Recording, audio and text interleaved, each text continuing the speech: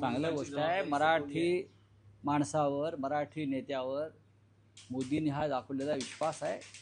विनोद तावडे हे जुन्या फळीतले भाजपचे नेते आहेत, ज्यांची भावना शिवसेना भाजपा युती तुटू नये अशा असणाऱ्यांपैकी जुन्या फळीतले म्हणजे प्रमोदजी, मुंडेजी, विनोद तावडेजी ही जी जुनी फळी होती त्याच्यामधले विनोद तावडे आहेत. त्याच्यामुळे आम्हाला त्यांच्याविषयी आस्था आहे. हे एका जुन्या जाणत्या ज्याच्यावरती महाराष्ट्रात अन्याय केला, मंत्री असताना त्यांना तिकीट नाकारलं, त्यांना महाराष्ट्रातून वनवासात जावं लागलं काही काळ, पण कर्तृत्व काही लपत नाही, छपत नाही. तुम्ही किती दाबण्याचा प्रयत्न केला तरी हे जुने कार्यकर्ते आहेत पक्षातले, जुन्या भाजपमधले, ते काम करत असतात आणि आमच्या त्यांना सद्भावना आहेत आमच्या त्याच्या बाबतीत कायम. म्हणजे जो बिहारमध्ये निकाल त्यांनी दिला, नाही तू आता बघू निकालाचं बघा. उत्तर प्रदेशचा निकाल पूर्ण वेगळा लागणार. बिहारचा निकाल सुद्धा बऱ्याच जागा चोरल्या गेल्या, 50 ते 60 हे सगळ्यांना माहिती आहे, जे महाराष्ट्रात गेले.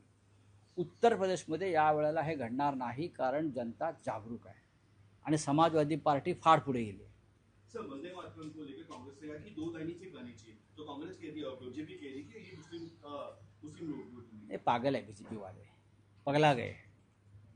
उनको देश का संविधान मालूम नहीं, वंदे मातरम मालूम नहीं. जो 6 छंद है वंदे मातरम के, वो अमित शाह और मोदी जी ने गाकर दिखाए तो अच्छा रहेगा, सामने आकर, पब्लिक के सामने आकर, विदाउट टेलीप्रॉम्प्टर. 2 छंद को ही संविधान ने स्वीकारा है, संविधान ने. और देश के स्वतंत्रता संग्राम से पहले कांग्रेस वर्किंग कमेटी में रविंद्रनाथ टैगोर जी के सूचना पर ये 2 छंद का स्वीकार किया है. भारतीय जनता पार्टी गुरुदेव रविंद्रनाथ टैगोर से बड़ी नहीं है, ऊपर नहीं है, समझा. ये हिंदू मुसलमान करना चाहते हैं, उसमें करने दो उनको. चलो जो बीजेपी कांग्रेस जो है वो जेएनजी और चंदा चोरी पे देश भर में आंदोलन करने वाली है, तो क्या आप इसके साथ हो? हम भी कर रहे हैं, हमारा भी आंदोलन चल रहा है. पूरा देश में